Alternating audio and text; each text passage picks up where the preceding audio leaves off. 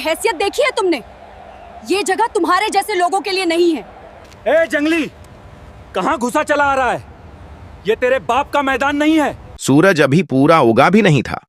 धुंध की पतली चादर साल और सागौन के पेड़ों के बीच तैर रही थी। जंगल की मिट्टी से भाप उठ रही थी और पक्षियों की आवाजें धीरे धीरे तेज हो रही थीं। उसी जंगल के किनारे एक छोटा सा आदिवासी गांव था। 10-12 मिट्टी के घर, छत पर खपरेल, दीवारों पर हाथों से बनाए गए सफेद और लाल चित्र। उसी गांव में रहता था 21 साल का लड़का। उसका नाम था कर्ण। कर्ण के पैरों में कभी जूते नहीं रहे। बचपन से नंगे पैर ही जंगल की पगडंडियों पर दौड़ता आया था। उसके तलवे इतने सख्त हो चुके थे कि कांटे भी उसे रोक नहीं पाते थे। उसकी आंखें तेज थीं, ऐसी तेज कि उड़ती हुई चिड़िया के पंखों की दिशा भी पहचान ले। उसके पिता शिकारी थे, लेकिन शौक से नहीं, मजबूरी से। जंगल उनका घर था और पेट भरना उनकी जिम्मेदारी। कर्ण ने धनुष पकड़ना 5 साल की उम्र में सीख लिया था। पहले आम के पेड़ पर लटके पत्तों को निशाना बनाता, फिर बहती नदी में तैरते लकड़ी के टुकड़ों को, बाद में चलते हुए खरगोश की रफ्तार का अंदाजा लगाना भी सीख गया। लेकिन कर्ण को शिकार में मजा नहीं आता था, उसे निशाने में मजा आता था। वो अक्सर अपने दादाजी की बात याद करता था। दादाजी कहा करते थे, धनुष लकड़ी का होता है बेटा, असली ताकत तेरी सांस में है। जब सांस और नजर एक हो जाएं, तब तीर रास्ता खुद ढूंढ लेता है। कर्ण के पास कोई आधुनिक धनुष नहीं था। उसका धनुष बांस का था, खुद तराशा हुआ। डोरी उसने जानवर की नस से बनाई थी। तीर के पीछे मोर और जंगली मुर्गे के पंख लगाता था ताकि उड़ान सीधी रहे। उस दिन भी वह नदी किनारे खड़ा था। पानी में एक पत्ता बह रहा था। उसने बिना ज्यादा सोचे तीर चढ़ाया, सांस रोकी, छोड़ा। तीर सीधा जाकर उस पत्ते को चीरता हुआ निकल गया। पीछे से तालियों की आवाज आई। कर्ण ने मुड़कर देखा। गांव में नए आए स्कूल मास्टर खड़े थे। नाम था मिश्रा जी। शहर से आए थे, सरकारी पोस्टिंग पर। तूने ये कैसे किया? उन्होंने हैरानी से पूछा। कर्ण ने कंधे उचकाए। बस देखा और लगा दिया। मिश्रा जी कुछ देर तक उसे देखते रहे, फिर बोले, तुझे पता है दुनिया में ऐसी प्रतियोगिताएं होती हैं जहां लोग सिर्फ निशाना लगाते हैं। बड़े बड़े मैदान में लाखों लोग देखते हैं। कर्ण हंसा। हमारे जैसे को कौन जाने देगा वहां? मिश्रा जी ने जेब से मोबाइल निकाला। उसमें एक वीडियो दिखाया। बड़े स्टेडियम में खिलाड़ी खड़े थे, सफेद कपड़े, महंगे धनुष। स्क्रीन पर लिखा था, ओलंपिक क्वालिफिकेशन ट्रायल्स। कर्ण पहली बार ऐसा कुछ देख रहा था। ये लोग क्या करते हैं? उसने पूछा। तीरंदाजी, मिश्रा जी बोले, लेकिन तेरे जैसे नहीं, मशीनों के सहारे। हवा नापते हैं, दूरी नापते हैं। कर्ण की आंखों में चमक आ गई। अगर हवा खुद महसूस कर ली जाए तो? मिश्रा जी मुस्कुराए। तो फिर मशीन की जरूरत नहीं पड़ती। उस रात कर्ण सो नहीं पाया। वह आसमान देखता रहा। उसे लगा जैसे तारे भी निशाने हैं और कोई अदृश्य धनुर्धर उन्हें साध रहा है। सुबह उसने अपने पिता से कहा, बाबा, मैं शहर जाना चाहता हूं। पिता चुप रहे, फिर धीमे से बोले, शहर जंगल नहीं है बेटा, वहां शिकार अलग होता है। मैं शिकार नहीं करूंगा, कर्ण बोला। मैं साबित करूंगा कि हम पीछे नहीं हैं। पिता ने लंबे समय तक उसकी आंखों में देखा, फिर अपना पुराना सबसे संतुलित तीर उसे पकड़ा दिया। ये तेरे दादा का है, इसे कभी गलत वजह से मत चलाना। कर्ण ने तीर लिया। उस पर हल्की सी नक्काशी थी, एक उगता हुआ सूरज। उसे नहीं पता था कि कुछ महीनों बाद वही तीर दुनिया के सबसे बड़े मंच पर चमकेगा। अभी तो बस एक फैसला हुआ था। जंगल का एक लड़का जिसके पास पहनने को जूते नहीं थे, उसने ठान लिया था कि वह दुनिया के सबसे बड़े निशाने पर अपना नाम लिखेगा। और कहानी अब शुरू हुई थी। 3 हफ्ते बाद कर्ण पहली बार अपने गांव से बाहर निकला। बस अड्डे तक पहुंचने के लिए उसे 15 किलोमीटर पैदल चलना पड़ा। कंधे पर कपड़ों की छोटी गठरी, हाथ में अपना बांस का धनुष और पीठ पर तीरों की टोकरी। गांव वालों ने उसे ऐसे विदा किया जैसे कोई लड़का युद्ध पर जा रहा हो। मां ने जाते वक्त बस एक बात कही, जहां भी रहना अपना सिर झुकाना मत और घमंड करना मत। बस आई तो कर्ण कुछ पल ठिठका। उसने कभी इतनी बड़ी गाड़ी नहीं देखी थी। अंदर लोग, शोर, धक्का मुक्की। कंडक्टर ने उसे ऊपर से नीचे तक देखा, किधर? उसने पूछा। शहर, करण बोला। कौन सा? करण चुप। उसे शहर का नाम भी ठीक से नहीं पता था। उसने जेब से वह कागज निकाला जो मिश्रा जी ने दिया था। उस पर लिखा था, राज्य तीरंदाजी चयन शिविर, जिला खेल परिसर। कंडक्टर ने हंसी दबाई। ओहो, खिलाड़ी साहब। फिर टिकट काट दिया। शहर पहुंचते ही करण को लगा जैसे किसी और दुनिया में आ गया हो। ऊंची ऊंची इमारतें, तेज आवाजें, हवा में धूल और पेट्रोल की गंध, लोग भागते हुए। किसी के पास किसी के लिए वक्त नहीं। वह सीधे खेल परिसर की तरफ चल पड़ा। गेट पर बड़ा सा बोर्ड लगा था, राज्य स्तरीय तीरंदाजी चयन प्रतियोगिता। अंदर मैदान में करीब 50 खिलाड़ी थे। सबके पास चमचमाते धनुष, रंग बिरंगी जर्सी, हाथों में दस्ताने, कुछ के पास निजी कोच भी। करण ने गेट पार करना चाहा तो गार्ड ने रोक लिया। कहां? चयन प्रतियोगिता के लिए। गार्ड ने उसके धनुष को देखा, फिर उसे। ये लेकर, यहां खिलौने नहीं चलते। करण ने बिना जवाब दिए पंजीकरण काउंटर की तरफ इशारा किया। वह लाइन में खड़ा हो गया। उसके आगे खड़े लड़के मोबाइल पर सेल्फी ले रहे थे।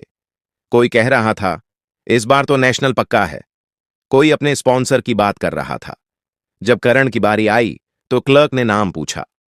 करण भील, उसने साफ आवाज में कहा। क्लर्क ने सूची देखी, भौहें चढ़ाईं। तुम्हारा नाम तो नहीं है यहां? करण का दिल धक से रह गया। मिश्रा सर ने कहा था। तभी पीछे से आवाज आई, रुको। एक मध्यम उम्र के कोच आगे आए। नाम था कोच राजवीर। चेहरे पर सख्ती, आंखों में अनुभव। तुम ही हो करण? उन्होंने पूछा। करण ने सिर हिलाया। वीडियो देखा था तुम्हारा, मिश्रा ने भेजा था।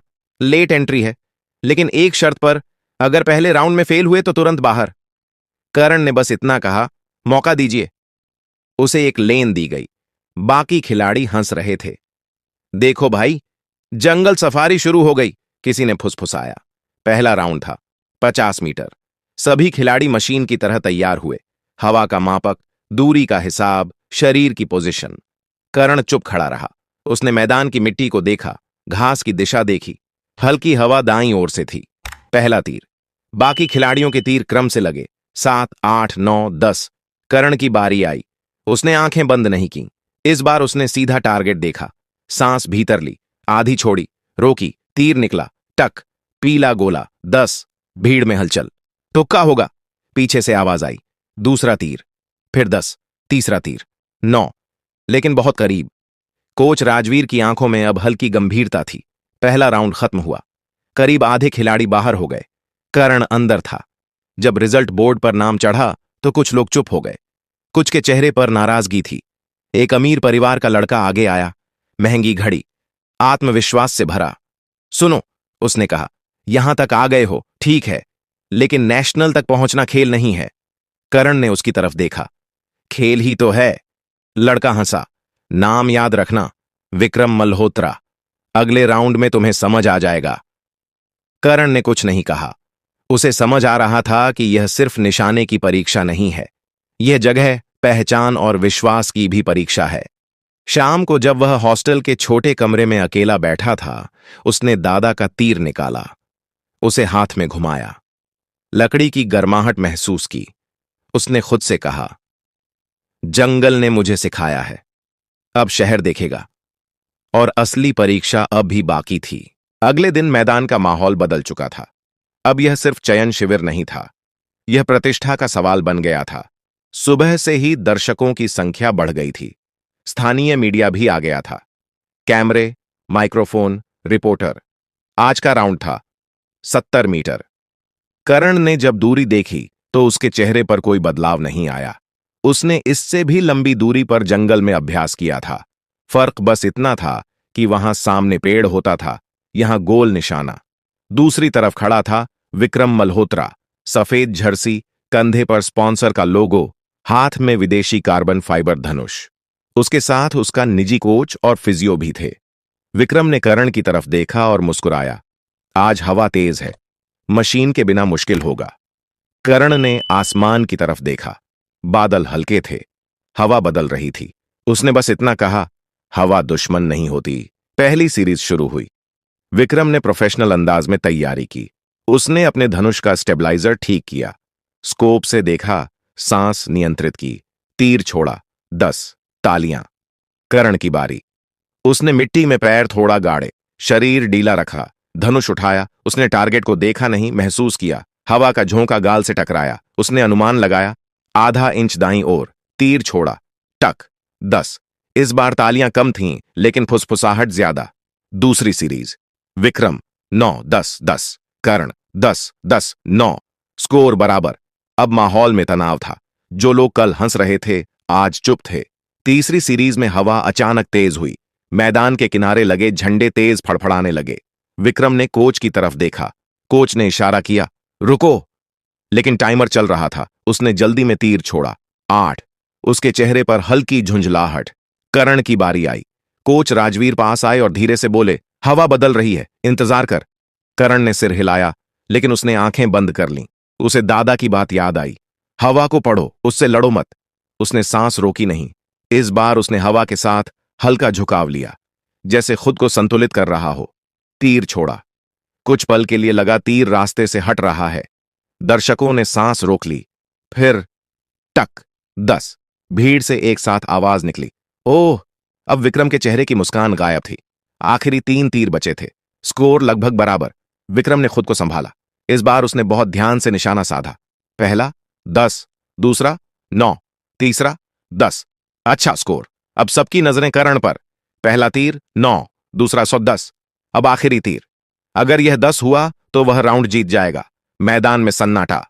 करण ने तीर चढ़ाया, लेकिन तभी उसकी उंगलियों में हल्की कंपकंपी हुई। शायद थकान, शायद दबाव। विक्रम ने हल्की आवाज में कहा, अब असली खेल समझ आएगा। करण ने आंखें खोलीं, सीधे टारगेट को देखा, फिर नजर हटाकर आसमान देखा। उसने खुद से कहा, डर तो शिकार को लगता है, मैं शिकारी हूं।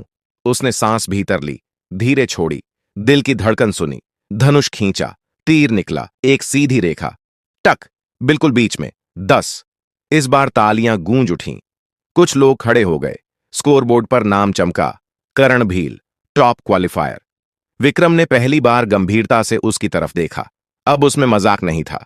कोच राजवीर उसके पास आए, बोले, तुम सिर्फ चयन के लिए नहीं आए हो, तुम कहानी बदलने आए हो। करण चुप रहा, लेकिन उसके भीतर एक आग जल चुकी थी। उसे पता था, यह तो सिर्फ राज्य स्तर है, आगे राष्ट्रीय चयन है, और उसके आगे ओलंपिक। लेकिन वहां तक पहुंचने के लिए उसे सिर्फ निशाना नहीं, व्यवस्था को भी हराना होगा, और असली संघर्ष अब शुरू होने वाला था। अगर आपको करण की यह कहानी पसंद आई, अगर आपको लगता है कि हुनर किसी शहर, किसी पैसे या किसी बड़े नाम का मोहताज नहीं होता, तो इस कहानी को आगे बढ़ाइए। लाइक कीजिए, सब्सक्राइब कीजिए, और कमेंट में अपने शहर या गांव का नाम जरूर लिखिए। देखते हैं इस कहानी की गूंज देश के किन किन कोनों तक पहुंचती है। जय हिंद।